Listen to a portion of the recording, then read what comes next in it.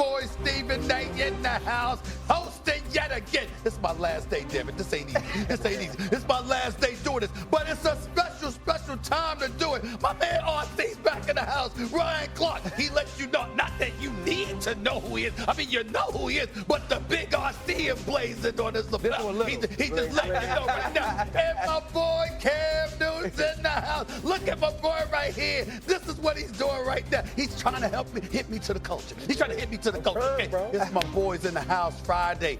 We rolling. By the way, there are rules and regulations. RC knows it. Cam may not. He will very, very shortly. First takes in the hand. Let's run. This Bills offense is so tough to stop. 21-14 Buffalo. They got a chance to tie this up if they can score. Goes back shoulder. Touchdown. Hill.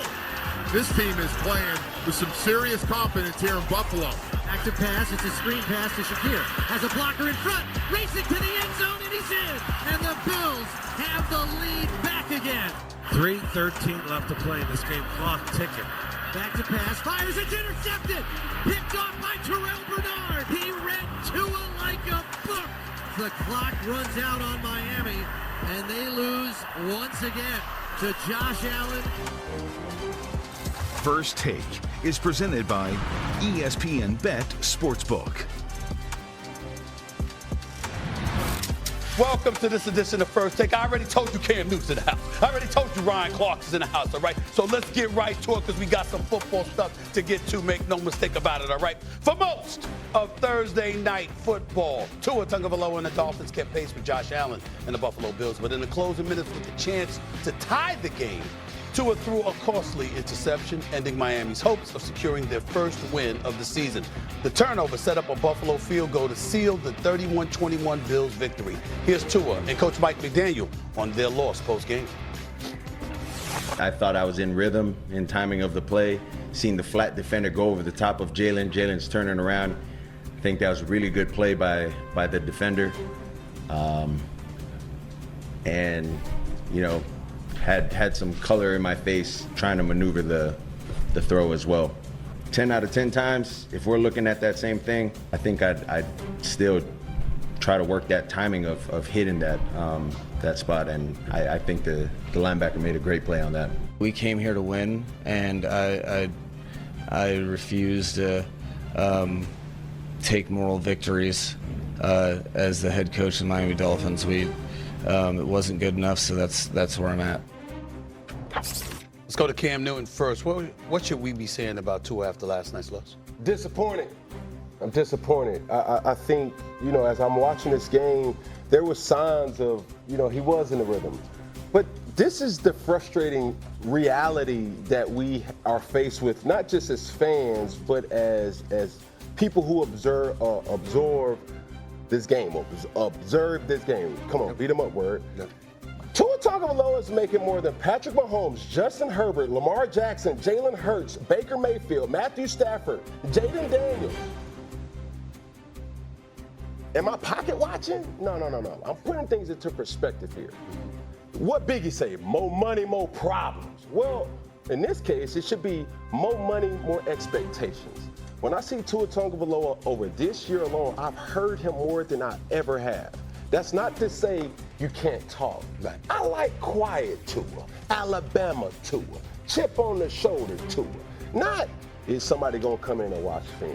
Hey, let's see what this is. Hey, I was this and I was that. Taking certain things. Man, bro, what you're being paid, what you're asked to do, what you have the capability of from one quarterback to the other, I look at the situation as like, bro, come on, dog. Especially when you got a Ferrari and a Lamborghini and other amenities that some quarterbacks wish they had.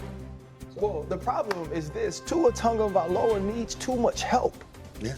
When you throw the football 34 times and you only amass 146 yards because you average 4.3 yards a throw, you ain't doing nothing. Yeah. Right. And then we can't ask you to go above and beyond the X's and O's with your legs because you're fragile. And this isn't a pile on Tua Tagovailoa session. This is what we're looking at. This is who we see weekly It's going to take Mike McDaniel to call this elaborate game, be creative, get the football out of his hands, throw the football behind the line of scrimmage. There was a time in the game yesterday he wasn't averaging 1 yard per throw. And then you go to the other side of the ball and you're seeing Josh Allen go above and beyond what Joe Brady calls every time it's needed to win the football game. Those are the people you're playing. And then when you get to the end of this game and Tua's superpower, right? The thing Tua does well is anticipate. Well, if anticipation is what you do, you have to anticipate Terrell Bernard breaking down on the hook, because when you see the flat defender go over, you understand what's coming next, because you're bringing the rest of the constitution, the rest of the linebacker crew, the rest of the underneath coverage to you. And my problem with him now is not that he's talking. My problem with him now is that he's explaining. See, Cam Newton, if he made a mistake, he wasn't explaining the mistake. It was either I did it, or I got to be better, or I didn't. And that's my issue with him right now. So with that being said, does that justify, fellas, when we see the frustration emanating from some of the Miami Dolphins, particularly somebody like Tyreek Hill, leading up into last night's game and stuff like that, based on what y'all just explained, does that justify what we've seen from Tyreek Hill in terms of his frustration and desire to get out of Miami? No, I wouldn't necessarily say that's the case, because there was some reckless, play by a teammate in certain things, but it's certain ways that you have to handle it, right? You don't bring the public into the house, right? That's just family business. I think what we've been able to look at in Miami is like, are we watching the Miami Dolphins, or are we watching reality TV? And it's like, it's one thing after the other, and certain things are bleeding over into each other. And I misspoke, and I appreciate you for saying that, RC. It's not necessarily how Tua is talking, because dare I say that? Let me check myself with that. It is him explaining, but we're not used to seeing that dynamic. I look at, Josh Allen in this type of manner, and I'm blown away, because you can't name me not probably 3 receivers. Where college did they go to? You see what I'm saying? Brandon Beane and Sean McDermott has been able to really curate something that suits his strengths. The same thing has been the situation with Mike McDaniels in the Dolphins. It's like, we know who and what Tua is and what he is not. And you do have to go over and beyond and have these glitch plays and formations, a lot of, ships passing in the dark type of plays, but it's just smash, bro. It's just spot. And when you look at it, you have all these weapons and you're doing more, or you're doing less with more. Yeah, and I think the bigger problem with Tyreek, and Tyreek confronted me about this in New Orleans at the EA event. He said, they sent me a clip of you, and I messed with Chan, I messed with Fred, but I don't mess with you. And I said, well, tell me what happened. He said, well, you said this about me. I said, yes, because as a leader, when you go into the locker room after the game and say you don't want to be somewhere, you separate yourself from the team, you're telling them it's you, it's not me. I say, I have a problem with that. And he's like, you know what? I respect that. Yeah. So what Tyreek did, or what Tyreek has said, is not justified by Tua's play. Right. There's a way that you're supposed to handle that, especially if you have some other things that people can use against you as character flaws. You want to operate professionally as far as your career is concerned in the highest of manner. One of the things I want to throw by both of y'all, and I'm going to get to a story, I'm going to get to a question about the Dolphins in a second, but just thinking about this based off of what y'all are talking about, it has me hearkening to Mike McDaniels as the coach for Tua. When Brian Flores was there, Tua would later say, once Brian Flores departed, he wasn't feeling that man. That man, didn't coach him the right way, didn't speak to him the right way, didn't make him feel good, didn't make him feel comfortable. Well, Mike McDaniels comes along, got him feeling all cuddly inside. They go to back-to-back playoffs. It's a wild card spot. We ain't been to the playoffs. Damn right. That's how he came off. Feeling all cuddly inside and stuff like that. Next thing you know, they've missed the playoffs over the last 2 years, and Mike McDaniels, a miniature dude, doesn't look like that quote-unquote football coach that you're looking at, the Bill Parcells, the Belichick's of the world and all this stuff. He looks a little bit different, but a boy genius. Once upon a time, they were talking about him that way. How are we to